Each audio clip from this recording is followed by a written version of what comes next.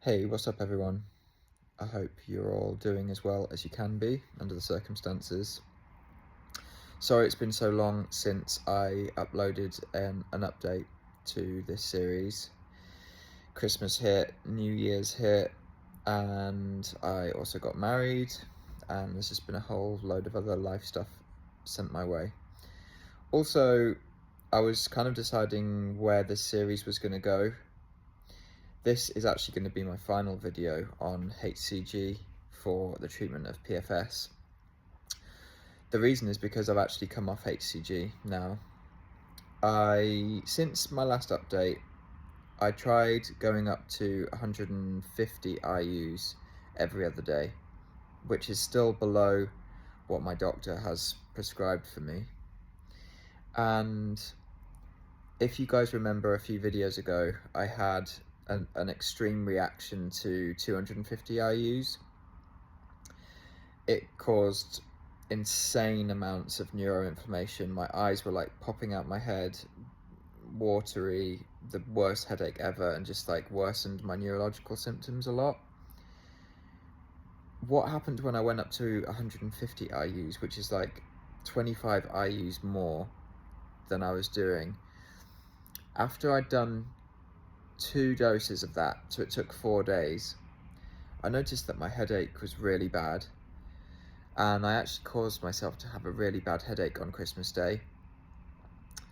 I came off completely after I realized that it was the same sensation. It's like right in the middle of my forehead, really bad headache, you know, to the point where I could barely even open my eyes. My eyes were so sensitive to the light. They're sensitive anyway, so getting worse is just like not ideal. I decided to come off for a while. Maybe like I skipped 1 or 2 doses, and I noticed that my headache completely disappeared. So I said to my girlfriend quite recently, well, my now wife, should I say, I said, should I carry on with this? Because I started looking at the HCG after I'd had sort of multiple headaches from multiple doses now at 150 IUs. I was looking at the HCG in my fridge, and it was actually starting to make me feel a bit sick, because I just knew that if I injected that day, the following day I was going to have 14 hours of pure, painful, sore headaches and eye pain. And so I skipped a couple of doses, went back down to 125 IUs, and I realized that even at 125 IUs, it was making my headache in the background appear. The reason I didn't know this is either it's come on slowly over the course of several months, or it's quite a small change, and like over the course of the time I kind of just, because I'd been on HCG now for like 3 months, I just forgot that I didn't have as bad headaches before that time, and I just kind of got used to that as a symptom. And so I did another couple of 125 IU injections, had this sort of headachy feeling, obviously not as bad as 150 and nowhere near bad as 250, but I decided to come off maybe like 10 days ago, and since then I haven't had a headache particularly. Like, I would say the headache on 250 IUs was a 10 out of 10. The headache on 150 IUs was like a 5 out of 10, and the headache on a 125 was like maybe like a 3.5, but it lasts all day on the day after my injection. So since coming off HCG completely, for the last like 9 days or so, my headache has been either 0 or like a 0.5 to 1. And like I say, I now look at the HCG and I'm not excited to inject it, because I just know the following day I'm going to be incapacitated, or just have a horrendous day where I'm just trying to get through every hour because my head is pounding so badly. And I can take paracetamol for it, but I don't like to take anything for this, you know, with PFS. As we all know, like, so much stuff interacts with us, and it's just best to just be not on anything really. It's the safest way. So that's it. I'm off HCG. I have no intentions of going back on.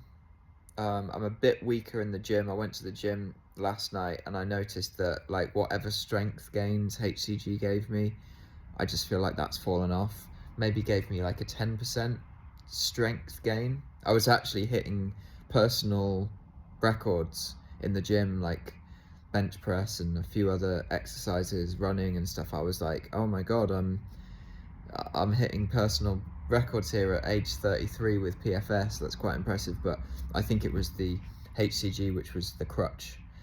So not going back on, no more experiments with HCG unless another kind of protocol pops up. But for me, what has it done? It hasn't improved my condition as far as I can tell.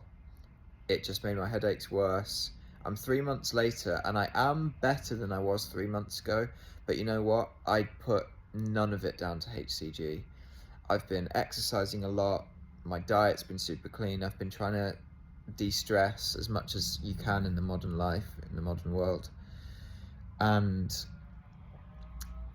in general, I've put more time between myself now and my last crash, which was caused by the vagus nerve stimulator.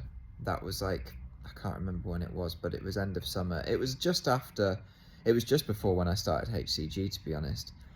And for me personally, and I know a lot of people are the same, time with PFS is the biggest healer. I know that is not the case for everyone. I can't speak for everyone, so please don't take anything I say and say, well, that's not the case for this person and that person. I know we're all so individual with it, but I'm talking in general terms. People 2 years after the crash are better than they were, say, 3 months after the crash or something.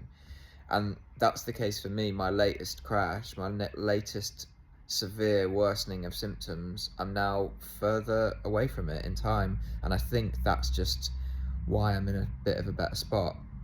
Because like I say, when you come off HCG, surely my testosterone's going to lower, my hormones are going to kind of be coming down a bit in general, and I feel fine. I feel better.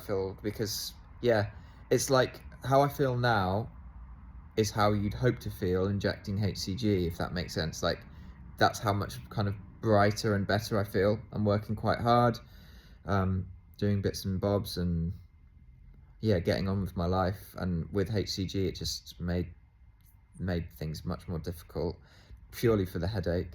So no other real negatives to HCG, maybe a bit of fatigue. I definitely think my fatigue has lifted a bit since stopping. But yeah, the headaches were absolutely killer. So that's it. If I was going to give HCG a mark out of 10, I would give it 1 out of 10. Because in the beginning, it did give my libido a slight lift, 10% lift, 15% lift. But my libido is not the thing I was trying to fix here. It's all my neurological symptoms, all my physical symptoms. You know, it's a tall order to ask HCG to do that in the first place, because I mean, what it is, it's not a miracle drug. It's not some research chemical. It just stimulates your testicles to create testosterone. And people have been talking about this neurosteroid cascade. And maybe that was the thing which was giving me the headache, and maybe that will work for you. So to sum up, I think that other people should try it. It's not caused me permanent damage. I'm off it now.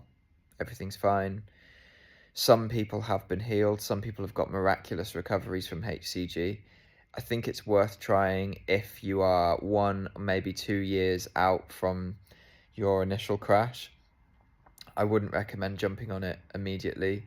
I think getting your body to a homeostasis is really important. The body's healing powers, if you give it the right conditions, shouldn't really need this hormonal intervention.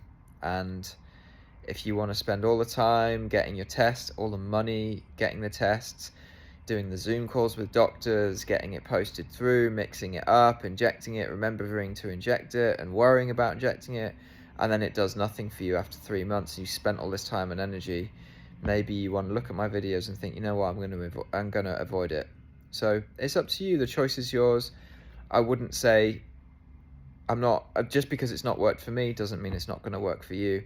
But watch my series and you can see, you know, big fat waste of time for my personal circumstances. But I hope that I have done something for the community here, and you've learnt a bit, you've seen a bit more of the process. Hopefully it's taken a bit of worry away from people, you know, like, oh, I'm going to crash, I'm going to have one injection and it's going to cause me a huge crash. That didn't happen for me.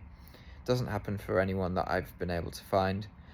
Start slow, start at a minute dose and work your way up. Work with a doctor, get blood tests, and yeah, I hope that others get better results than me. But like I say, if I was going to just give this a score out of 10, it would be 1 out of 10 in terms of the treatment.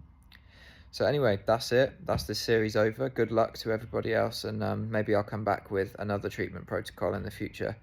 For now, wishing everyone the best. I love you guys. The community is awesome. I know that everybody's very, very ill, but the bravery and the stoicism that I see in the community is really inspiring. And yeah, I'm excited for the day when we can put all this behind us. So best of luck, lots of love, and yeah, speak soon. Thanks, guys.